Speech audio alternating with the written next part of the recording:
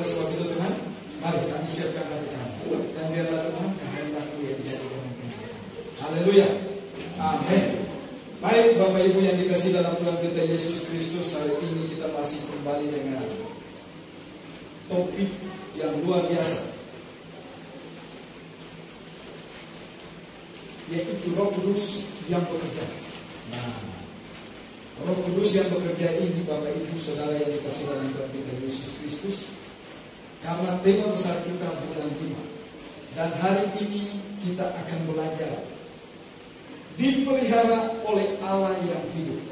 Bapak Ibu yang dikasihi dalam Tuhan kita Yesus Kristus, bagaimana kita ketahui, kalau kita punya anak yang lahir di tengah-tengah keluarga, pasti orang tua memelihara dengan baik. Berikan makan, berikan apa lagi, Bos? ASI terutama. Tapi kalau ada ibu yang tidak memberikan ASI, berarti ibu yang jahat. Kan begitu ya?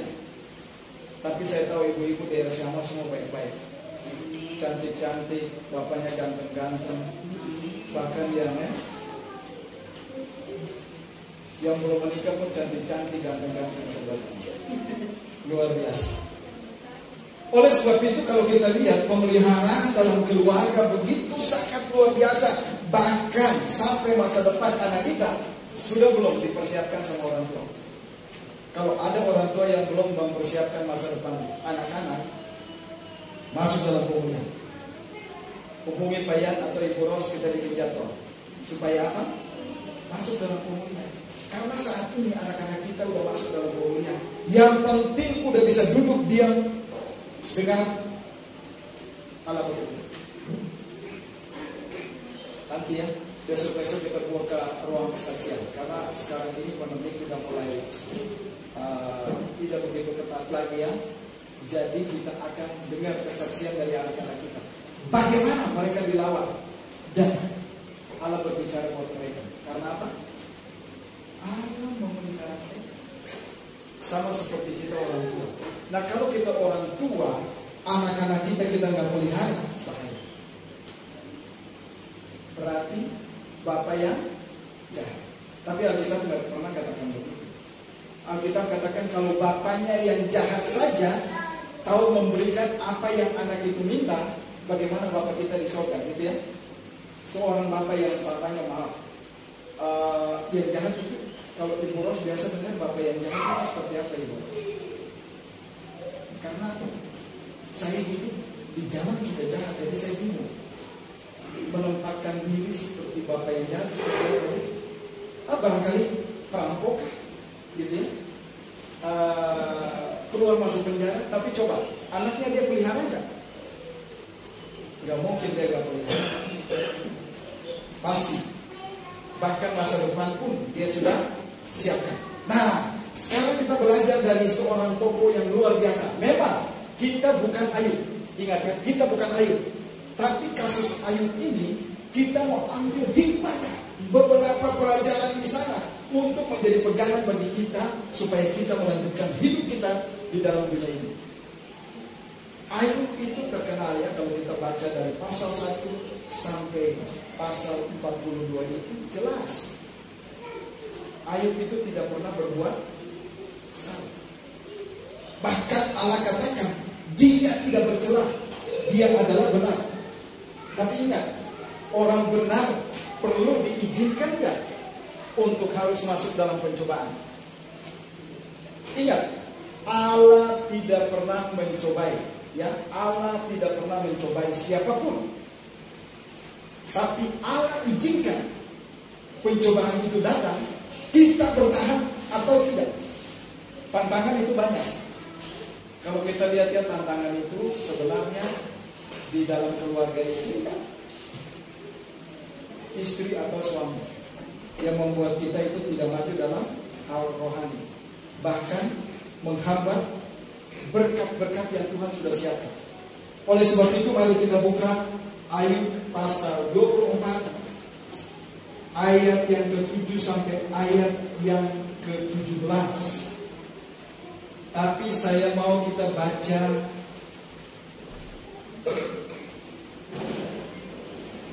ayat yang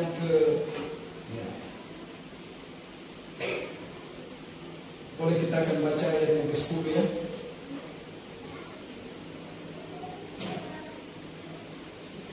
Kita baca ayat yang ke-10 saja, tapi nanti kita akan baca di rumah ayat 7 sampai ayat yang ke-17 karena ini hari panjang ini. Kita melihat bagaimana Ayub yang sudah benar tapi juga harus dibenarkan oleh Allah. Nah, ini luar biasa. Nanti kita lihat. Karena maaf, kenapa selalu saya menekankan Irsyama harus ada pemulihan. Nah, kita lihat Ayub yang udah benar aja harus dipulihkan.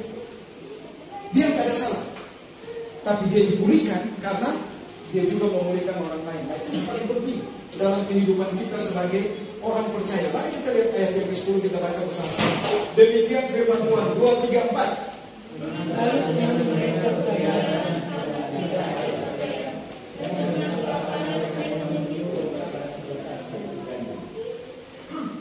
Benar nggak tuh? Ayub 42 ayat yang ke-10. Kebalik dia. Astaga. Untung saya berpikir bukan Alkitab. Ini Alkitab saya ini firman Allah 100%. Tidak ada yang salah. Jadi begitu saya dengar Bapak Ibu jemaat baca salah, saya berpikir apa saya yang salah. Saya belum tidur. Mari kita baca ulang sekali lagi. Wahyu 42 ayat yang ke-10. Demikian firman Tuhan. Lalu Tuhan memulihkan keadaan Ayub setelah dia meminta doa untuk sahabat-sahabatnya, dan Tuhan memberikan kepada Ayub 2 kali lipat dari segala kepunyaannya dahulu. Puji nama Tuhan. Berbahagialah kita membaca kebenaran firman Tuhan, melakukan dalam kehidupan kita hari lepas hari. Jadi nggak salah, ini tepat. Hari ini kita belajar dari kitab Ayub bahwa pemeliharaan oleh Allah yang hidup itu jelas dan nyata. Ayub sendiri tidak tahu. Ya, ingat Bapak Ibu, Ayub sendiri tidak tahu. Ya, memang Ibu Ros, Keisha dan anak tidak tahu. Kalau iblis datang menghadap Allah dan berbicara, ingat, belum saatnya iblis dibinasakan. Bisa Bapak Ibu? Maka itu saya sulit kalau dengar orang katakan begini, saya pidana dalam nama Yesus, iblis masuk ke kota terus, kamu disiksa. Belum waktu iblis menghadap. Ini kata Alkitab. Jadi boleh nggak iblis menghadap Allah? Ingat, iblis itu pendakwa. Nanti kita lihat ayatnya. Dia pendakwa. Dan pada saat dia datang, ya, waktu anak-anak Allah datang, anak-anak Allah siapa? Zaman dahulu, perjanjian lama. Ingat para malaikat. Malaikat itu ditugaskan untuk mengawasi tata surya, mengawasi milik kepunyaannya. Kalau kita lihat anak bayi jatuh dari tempat tidur, pernah nggak yang punya anak jatuh dari tempat tidur? Lalu pernah? Cacat nggak? Nggak pernah. Karena apa? Ada malaikat yang jaga. Nah, coba lihat tuh. Kita belum dipulihkan aja, Allah sudah memberikan malaikat Gabriel untuk melindungi, Mikael untuk melawan setiap yang jahat. Nah, iblis datang dan terjadilah percakapan. Hei, iblis, dari mana kau? Dia katakan apa? Dia habis mengelilingi bumi. Ingat, setiap kita, jangan kita main-main. Boleh kita sesama manusia kita umpet-umpet, tertutup dan sebagainya. Tapi iblis tahu nggak? Contohnya, ini nih istri saya nih, mesti dipulihkan. 1, 2, 3 kemana? Halo? Yang telunjuk menunjuk ke istri saya. Yang satu ini ke iblis. Yang 3 ini kemana? Ke diri sendiri.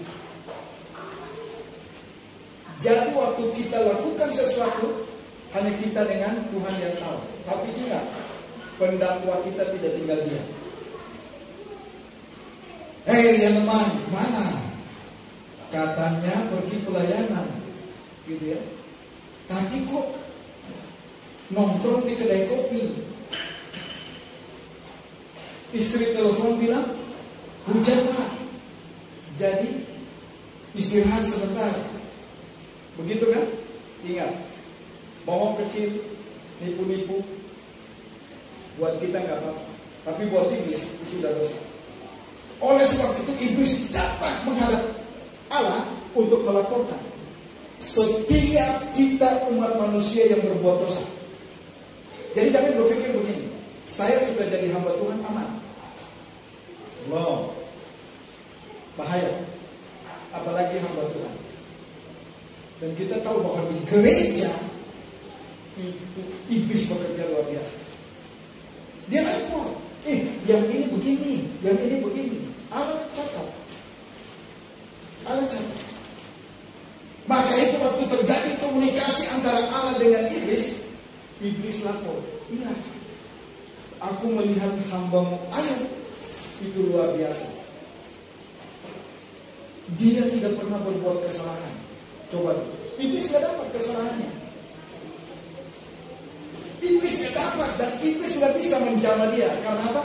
Dia orang yang benar, takut akan Allah. Tapi ingat, kalau kita nggak takut Allah, jangan pernah berpikir iblis akan tidak jama. Bahaya. Apalagi kalau saya dari kakek nenek yang perdukunan belum diputuskan, jangan pernah berpikir biasa-biasa saja. Waktu kita ketemu di lapangan pelayanan yang spektakuler, iblis nanti akan menuduh kita begini, kamu siapa sih? Kok kamu berani-berani ngusir saya? Kamu siap, saya ngusir kamu. Ini terjadi di lapangan. Tapi coba lihat Ayub, tidak ada sedikit pun kesalahan. Sehingga dia katakan buat Allah apa? Ya, karena engkau memagarinya. Bisa ya? Engkau memagarinya, harta benda dan sebagainya. Ini hebat orang percaya. Tapi kalau kita percaya separuh-separuh aja, percuma. Jangan pernah berpikir Allah akan memagari kita. Tidak.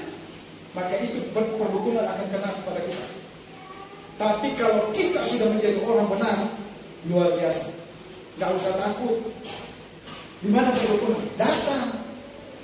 Bukannya kita menantang. Tidak. Datang.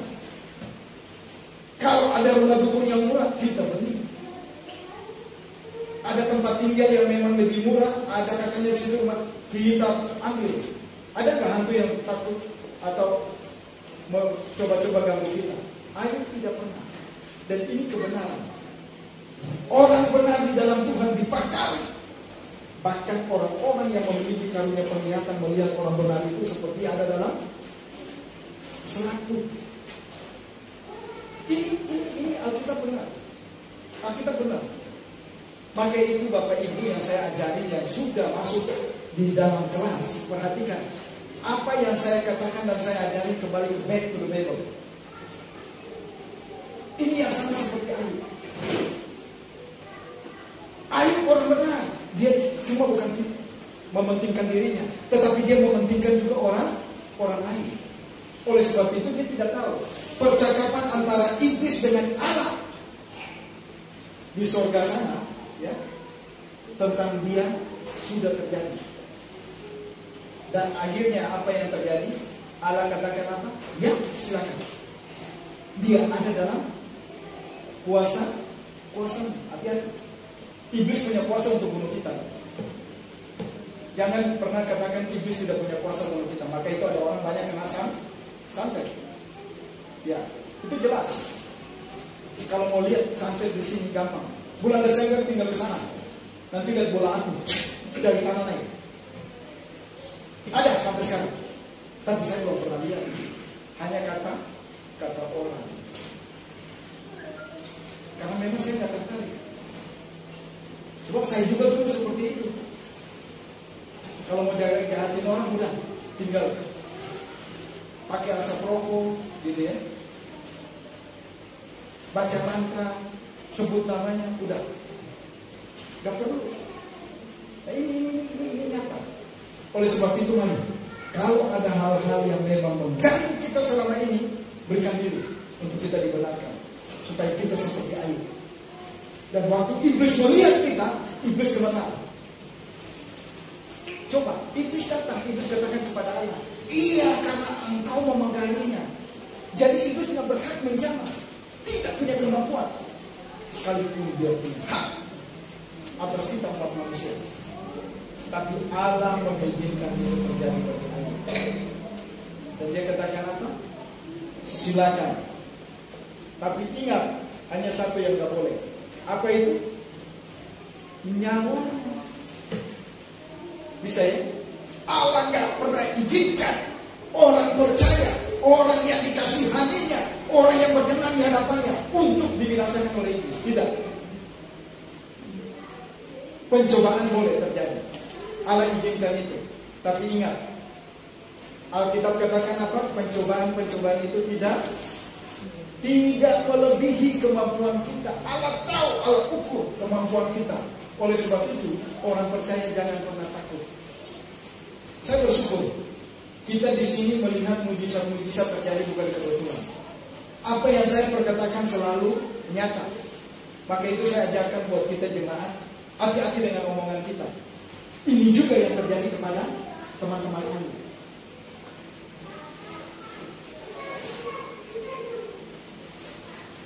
Nah, sekarang bagaimana dengan kita? Mari kita lihat dan kita belajarnya. Yang pertama dari firman Tuhan ini kita melihat pemeliharaan Allah terhadap orang percaya. Ayat yang ke-10 dia katakan, bukankah engkau yang membuat pagar sekeliling dia? Ini Ayub 1 ayat 10. Perhatikannya Ayub 1 ayat 10. Bukankah engkau membuat pagar sekeliling Ayub? Bahkan semua milik kepunyaannya. Jadi jangan kita takut. Yang penting kita berkenan di hadapan Allah.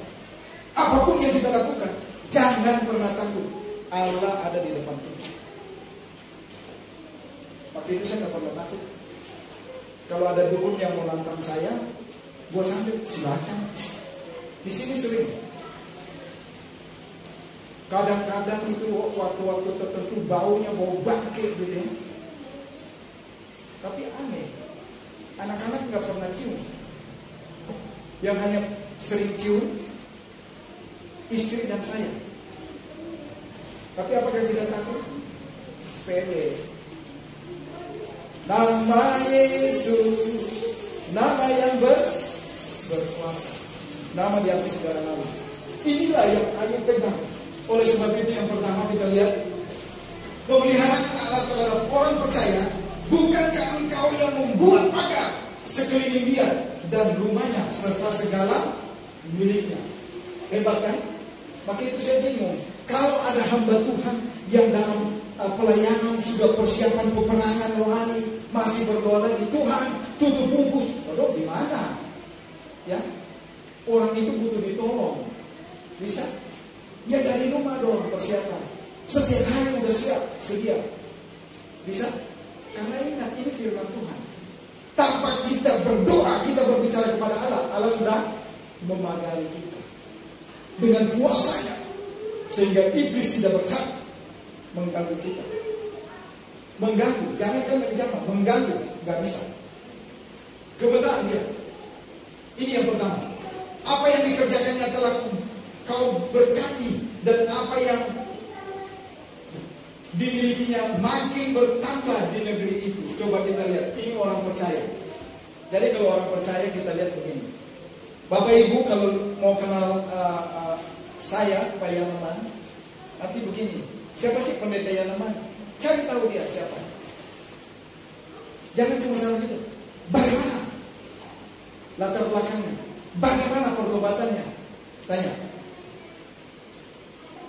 Apalagi kalau di Jakarta tuh sebagian orang tahu. Kalau di Depok cuma Sawangan. Khususnya warga El Syama. Karena sering diomongin. Tapi kalau di Jakarta tahu. Begitu tanya, oh yang mana dia tahu. Gitu ya. Kenapa? Kita mesti tahu latar belakang. Siapa dia? Bagaimana? Jangan cuma tahu, oh iya yang mana. Jangan. Kalau kita cuma tahu siapa yang lemah, sayang. Kita nggak tahu latar belakangnya. Nanti kita nggak lihat siapa sih sebenarnya Ayub. Ayub orang benar, orang yang benar-benar takut akan Allah sehingga dia dilindungi dan diberkati luar biasa. Oleh sebab itu kita lihat yang pertama ini menjadi pegangan bagi kita. Kalau Ayub saja bisa, kenapa kita tidak? Apa bedanya? Sama-sama manusia. Tapi ingat, Ayub memang tipologi Kristus di dalam penderitaan. Ayub menderita tidak ada kesalahan, sama seperti Kristus.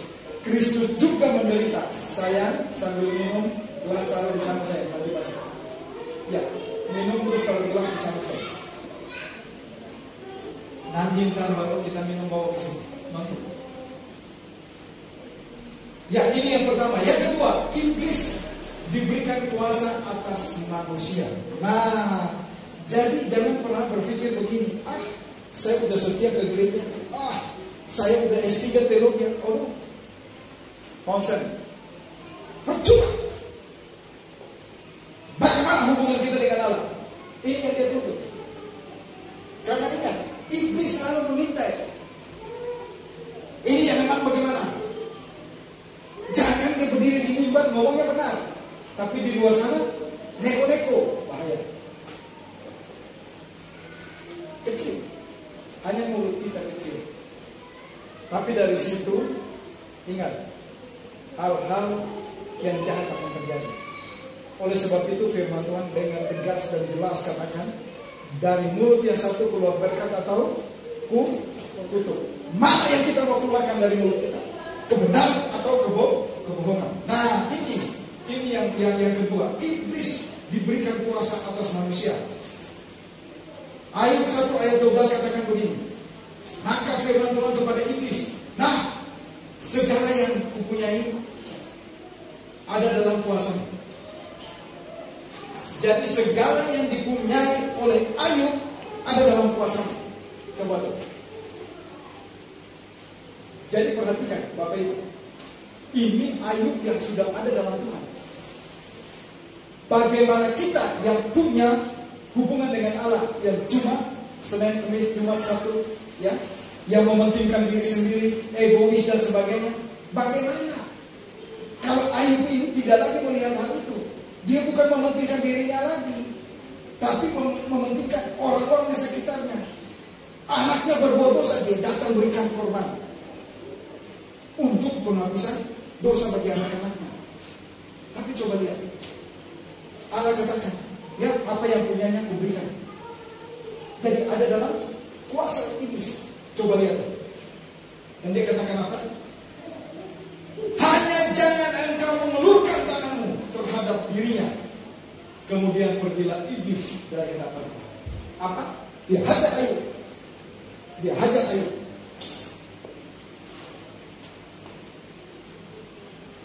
Saya kemarin persiapan untuk firman Tuhan ini, saya sendiri bingung. Tuhan, kenapa nih? Saya katakan buat istri saya, "No, ini kenapa nih?"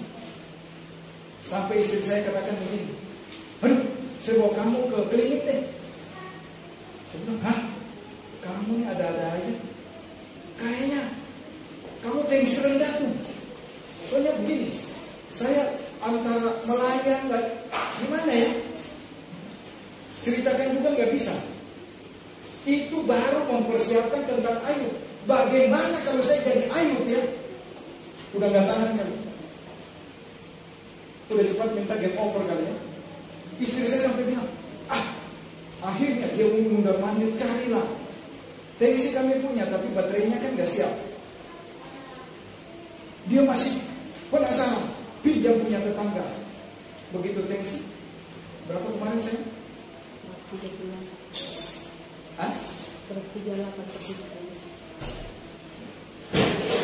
Jadi masih normal aja. Tapi kenapa hal itu terjadi? Saya juga bingung. Apa yang salah?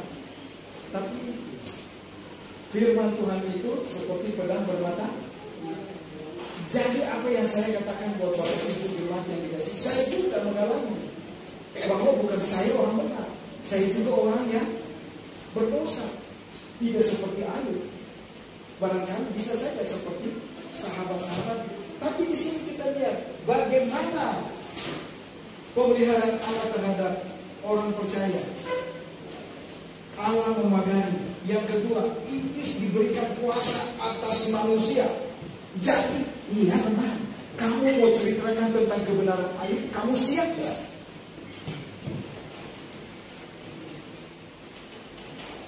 Tapi memang ini luar biasa. Saya bersyukur Tuhan membimbing. Begitupun saya kalau masuk dalam pelayanan juga begini.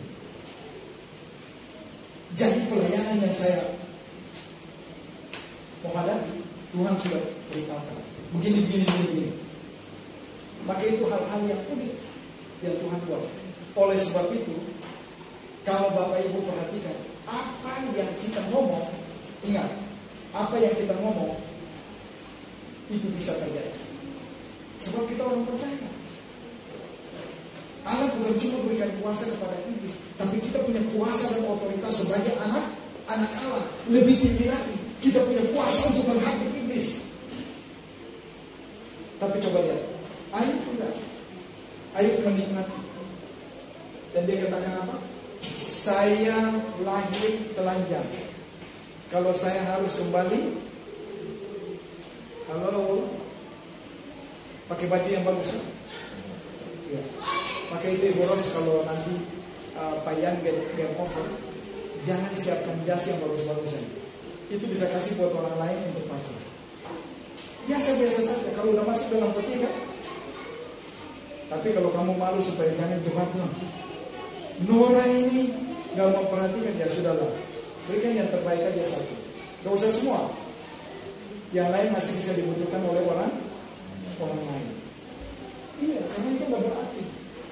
Tapi mari kita lihat.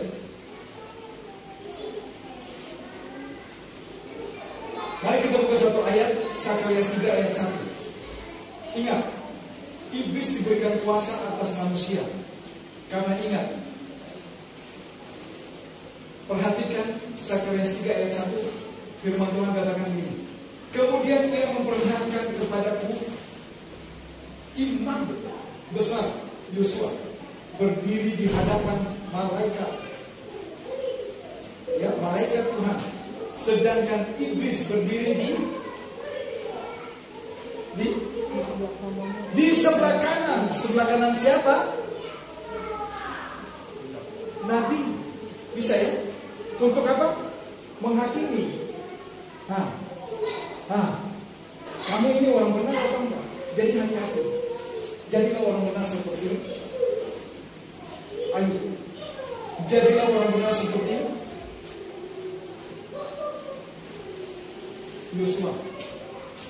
Yosua dihakimi sama iblis, tapi tidak ada kesalahan. Ini karena apa? Iblis sifatnya mendakwa. Dia sifatnya ingin untuk menjatuhkan kita. Jadi perhatikan, siapapun kita, kalau kita di hadapan Allah, mau benar-benar sekalian. Kalau nggak benar, jangan. Maka itu saya bersyukur beberapa orang yang dibina, marilah kita mari menjadi regenerasi, bahkan untuk menjadi pelayan-pelayan yang dahsyat di Sawangan ini. Karena ada banyak orang yang butuh pemulihan dari kita. Oleh sebab itu, ini hal yang perlu kita perhatikan. Jadi kalau ini kita lihat bagaimana perihnya. Coba udah luka kena debu, perih nggak? Perih. Tapi dia siap. Dan dia katakan, saya lahir telanjang, saya tahu kembali kepada Allah. Juga apa adanya. Nah ini yang paling penting. Nama yang ketiga dikatakan begini. Tuhan berfirman kepada Ayub dan kepada Elifaz serta kepada kedua sahabatnya. Ayub 42 ayat 7a katakan begini. Setelah Tuhan mengucapkan firman itu kepada Ayub. Firman apa? Ayub adalah hamba. Ini luar biasa kalau Allah katakan Ayub adalah hambaku. Ini luar biasa. Ayub belum dipulihkan. Tapi coba kita lihat. Ini Tuhan baru berfirman. Ya, maka itu dikatakan firman-Mu. Siapakah dia yang menyelubungi keputusan tanpa pengetahuan? Coba. Siapakah dia? Manusia sehebat-hebatnya manusia terbatas. Tapi kalau Allah, kun fayakun. Jadi ini contoh. Oleh sebab itu kalau kita lihat Tuhan berfirman kepada Ayub, ini sangat jelas.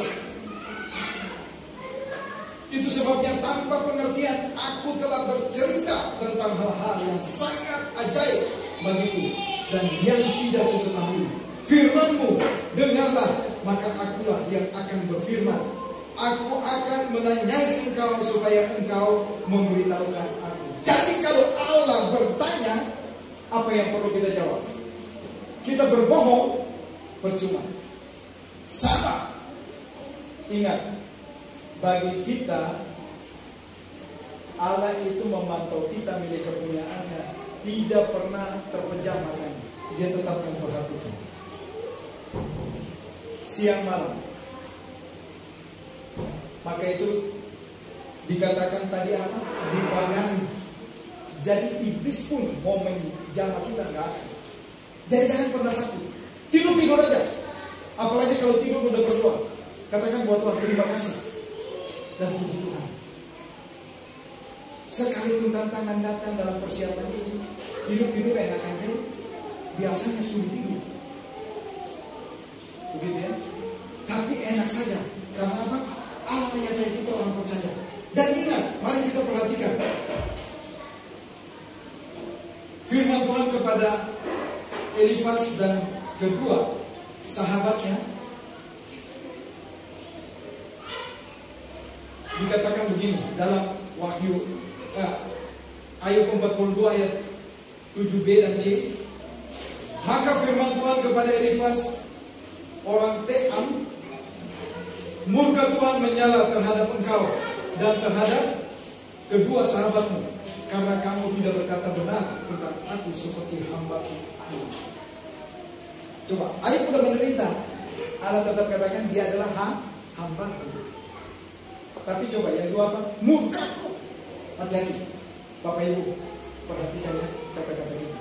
Kadang-kadang orang butuh pertolongan dari kita. Ingat, jangan sampai kita salah-salah ngomong. Apalagi di dalam omongan kita menekan orang itu. Ingat, Tuhan mau katakan ya, katakan ya. Tidak, katakan iya. Jangan abu-abu. Aduh, jangan. Katakan ya, tidak. Bapak Ibu perhatikan. Kalau Bapak Ibu tanya sesuatu sama saya, coba perhatikan. Bahkan belum 24 jam itu akan terjadi. Maka itu saya takut. Jadi kalau tolong mau tanya sesuatu, sebaiknya siap. Karena saya takut begini. Saya kalau nggak mau ngomong, kadang-kadang istri saya suka paksa ngomong. Kan gitu. Kalau sampai saya ngomong, kalau orang itu nggak siap, bahaya. Bukan berarti saya kalah. Saya cuma mau hidup benar seperti Ayub. Ya katakan ya, tidak katakan tidak. Itu aja. Tapi mari kita lihat hal-hal kecil yang terjadi. Ya, hal-hal yang beberapa minggu ini terjadi kalau kita lihat ya dengan diri kita, ya apa yang baru diomongin, kok bisa? Itu bukan kebetulan. Itu bukan kebetulan. Rumah kita yang tidak pernah kita beritahukan gitu ya. Ada orang yang datang tiba-tiba nongol aja gitu ya. Tapi kita lihat, itu bukan kebetulan. Ini semua adalah rencana A. Ini perlu kita hadapi dan kita perlu mengerti. Ayub 4 ayat 8 katakan begini, yang telah kulihat ialah bahwa orang yang membajak kejahatan dan menabur kesulitan, ia menuai juga. Jadi mereka menuduh Ayub bahwa Ayub ini orang berdosa. Kalau kamu berdosa ya kamu harus tuai. Tapi Ayub sendiri bingung, kapan dia berbuat dosa? Dia nggak tahu mau mengaku dosa apa buat Allah. Tapi ya sudah dikatakan, Tuhan, kenapa saya harus lahir? Jadi dia mempersalahkan dirinya sendiri. Bukan dia mempersalahkan Allah. Oleh sebab itu mari kita sebagai orang percaya, jangan sekali-kali kalau ada cobaan yang Allah izinkan, jangan kita mendukakan Allah. Jangan. Ada orang yang datang, Pak, saya kok main judi, kenapa Allah nggak tolong saya ya? Nggak berkati saya ya? Kok saya selalu kalah? Boleh nggak Allah memberkati kita dengan judi? Halo? Judi aja Allah nggak gitu ya? Allah nggak suka, apalagi Allah mau berkati. Iya, karena saya waktu pertama, untungnya banyak. Habis itu, buntung. Memang begitu cara iblis. Waktu kita main judi pertama kali, iblis berikan angan-angan. Untung besar. Habis itu tergiur kan? Jadi buntung. Bisa harta kita habis. Jadi jangan pernah kita katakan begini, Allah gak benar nih, Allah gak berpihak kepada saya. Allah berpihak kepada orang yang benar, yang jujur, apa adanya. Jangan takut.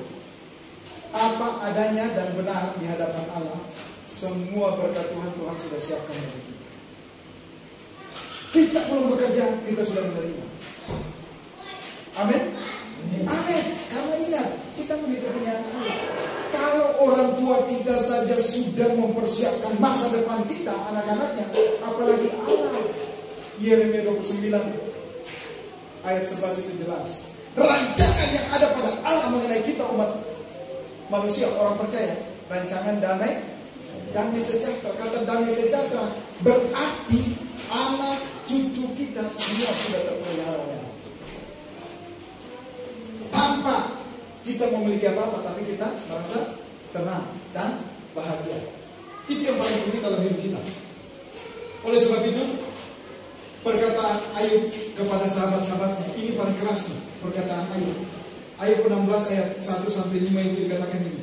Tetapi Ayub menjawab, hal seperti itu telah acap kali kudengar. Penghibur sialan, kata Ayub. Coba, saya pikir kata sialan ini, saya kadang-kadang gak enak kalau ngomong begitu ya, tapi dalam Alkitab katakan. Coba Ibu Ros baca-baca. Ayub 16 ayat 1 sampai ayat yang kelima. Kenapa? Karena mereka selalu menuduh bahwa dia seolah-olah orang berdosa. Tapi dia bilang, coba kalau kalian menempatkan diri atau kalian seperti saya dan saya seperti kalian, apa yang saya ucapkan? Saya akan menghibur. Coba kepada teman-teman. Ya. Tapi Ayub menjawab, hal seperti itu telah acap kali kudengar, menghibur sialan kamu semua. Belum habiskah menghibur sialan kamu semua. Gitu ya. Belum habiskah omong kosong itu? Apa yang merangsang engkau untuk menyangga? Aku pun dapat berbicara seperti kamu. Sekiranya kamu pada tempatku, aku akan mengubah kata-kata indah terhadap kamu dan menggeleng-gelengkan kepala atas kamu. Aku akan menguatkan hatimu dengan mulut dan tidak menahan bibirku mengatakan belas kasihan. Amin. Perhatikan kalau kita melayani orang ingat. Kata-kata yang indah, jangan kata-kata cemooh bahkan untuk menekan orang lain. Sebab itu yang Allah inginkan. Karena apa? Inilah kisah Ayub yang Allah inginkan. Sebagai orang percaya, kita ada seperti Ayub. Memang kita bukan Ayub, tapi kita orang percaya. Oleh sebab itu yang terakhir Ibu Ros sudah ingatkan saya. Mari kita lihat Ayub benar-benar diberkati oleh Allah. Karena Ayub dibenarkan. Ayub 42 ayat 8c dan D katakan begini.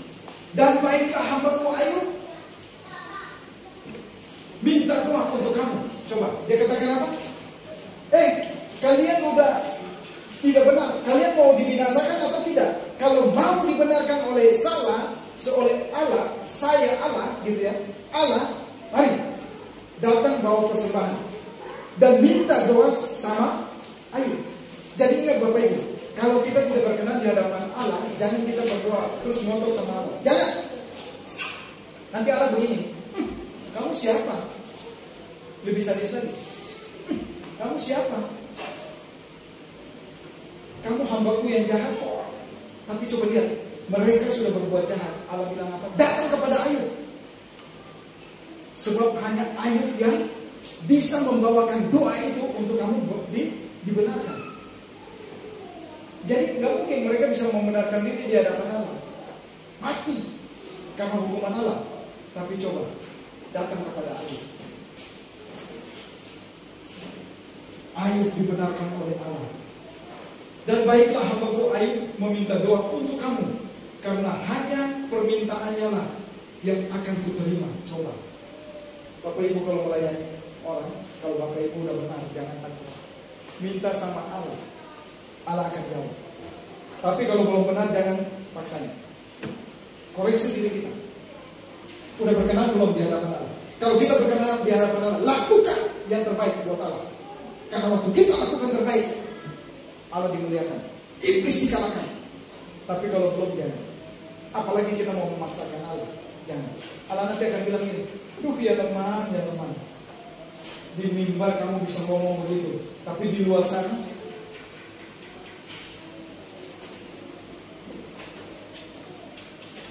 bisa ya. Ini contoh. Ini contoh yang memang kita pelajari dari Ayub. Kita memang bukan Ayub. Ayub itu kasus khusus. Tapi dari pelajaran ini kita ambil hikmah bahwa sebagai orang benar, otoritas dan kuasa kita akan pergunakan bebas untuk kemuliaan nama Allah. Dan ingat, doa kita, doa yang salah dari Ayub pun, Ayub dibenarkan oleh Allah.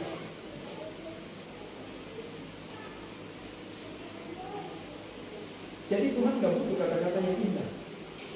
Waktu kita berdiam diri, angkat hati kepada Allah sebagai orang benar, Allah jawab. Allah jawab. Allah tidak pernah tinggal. Ya. Ayub 42 ayat 9 dikatakan ini. Maka pergilah Elifas, orang Te'am, Bildad, orang Sua, dan Sofar, orang Naamah. Lalu mereka melakukan seperti apa yang difirmankan Tuhan kepada mereka, dan Tuhan menerima permintaan Ayub. Hebat. Jadi Bapak Ibu, jemaat El Syama Allah di sini. Mari kita berkenan di hadapan Allah. Ada orang minta bantuan, kita lakukan. Ucapkan saja kata yang positif, Tuhan berkati. Bukan Tuhan cuma berkati orang itu, tapi Tuhan juga berkati. Tapi kalau Tuhan tidak berkati orang itu, berarti Tuhan juga tidak berkati kita. Itu contohnya. Oleh sebab itu waktu Ayub datang membawa sahabat-sahabatnya di hadapan Allah, apa yang terjadi? Waktu dia membawa doa kepada mereka, bukan cuma mereka dipulihkan, tapi lihat, Ayub juga dipulihkan luar biasa. Karena Ayub berdoa buat mereka. Bisa ya? Ayub juga dipulihkan. Jadi Bapak Ibu, jangan kita lihat diri kita. Jangan pentingkan diri kita. Kalau ada orang minta pertolongan, lakukan. Jangan bilang begini, aduh, tunggu dulu deh, saya belum makan. Maaf, kadang-kadang itu yang memang terjadi. Sekalipun di belakang situ saya cuma beberapa langkah tinggal makan, nggak sempat makan. Tapi enjoy untuk melakukan sesuatu buat orang lain. Nah ini kita lihat, Ayub punya masalah, pergumulan bagaimana nih Tuhan, saya punya borong dan sebagainya. Tapi ya sudahlah, kalau mereka sudah bawa persembahan, ya sudah akan kuberikan dan aku berdoa buat mereka. Dan Tuhan berikan mereka. Mereka tidak dibinasakan oleh Allah, dan Ayub pun luar biasa dipulihkan. Apa yang terjadi? Yang kelima, pemulihan terhadap Ayub. Ayub 42 ayat 10. Lalu Tuhan memulihkan keadaan Ayub setelah ia menerima, ya, melakukan permohonan doa untuk sahabat-sahabatnya, dan Tuhan memberikan kepada Ayub 2 kali lipat anak-anak yang luar biasa. Bisa ya? Laki-laki yang ganteng-ganteng, wanita 3 yang ganteng-ganteng, termasuk anak yang dipulihkan itu salah satu anak saya. Namanya Kisha. Begitu ya Ibu Rosa. Tapi dia anaknya Pak Yanemah, bukan anak Ayub. Tapi bersyukur, cantiknya seperti anaknya Ayub. Seperti apa kata Alkitab. Nah ini kita lihat bahwa mereka dipulihkan lipat kali ganda. Kenapa anaknya nggak 2 kali lipat? Laki-laki sekian, wanita sekian. Lalu yang udah meninggal kemana? Ingat Bapak Ibu, Kita hidup di dalam dunia ini sementara. Tapi nanti kita akan menuju kepada rumah Bapa di sorga. Anak-anak Ayub yang lebih dulu tinggalkan dia itu sudah di sorga. Waktu Ayub nanti tinggalkan dunia ini bersama anak-anak yang lain, kembali ke sorga. 2 kali lipat enggak? Halo. Iya. Tapi kambing domba berlipat ganda. Karena ini memang tidak ada di sorga. Di sorga tidak ada kambing domba. Tidak ada makan dan kawin malu. Hanya ada orang-orang yang percaya dan berkenan kepada Allah. Ini paling penting. Oleh sebab itu dari pelajaran ini mari kita pulang. Kalau kita lihat dalam hidup kita, kita baca lagi kisah tentang Ayub ini, sesuatu yang luar biasa, bahwa Roh Kudus yang bekerja dalam kehidupan kita orang percaya, ya, dia akan menuntun kita kemana kita pergi. Yang penting kita bersama-sama dengan Yesus sebagai Tuhan dan Juru Selamat kita. Di luar Yesus, no way. Tapi bersama Yesus, kita akan melakukan perkara besar. Karena apa? Kita orang-orang kebenaran. Ya, iblis melihat kita, iblis gemetar. Jadilah seperti Ayub, supaya kita dipelihara oleh Allah yang kudus lewat Rohnya yang kudus. Karena ingat, bersama Yesus kita lakukan perkara besar. Di luar Yesus tidak ada apa-apa. Amin. Mari kita tunduk kepala dan kita berdoa. Bapa, terima kasih Engkau begitu baik. Engkau Allah yang luar biasa, Allah yang memberikan kemampuan bagi kami, dan biarlah lewat kejadian Ayub kami boleh pelajari Tuhan, bahwa apa yang keluar dari mulut kami adalah kebenaran, bukan kesalahan. Oleh sebab itu Tuhan, jadikan kami, didik kami dengan hal-hal yang kecil Tuhan, mulai dari perkataan dan hal-hal besar kami akan menerima dari Engkau Tuhan. Oleh sebab itu Tuhan, jadikan kami berkenan di hadapan Engkau, supaya iblis tidak dapat menjamah kami, karena iblis tidak punya hak atas kami. Oleh sebab itu Tuhan, inilah kami, pakai kami Tuhan, jemaat Ersyama. Tuhan ada dalam kehidupan kami, Tuhan ada dalam keluarga kami, Tuhan ada di dalam rumah tangga kami. Terima kasih Tuhan Yesus. Haleluya.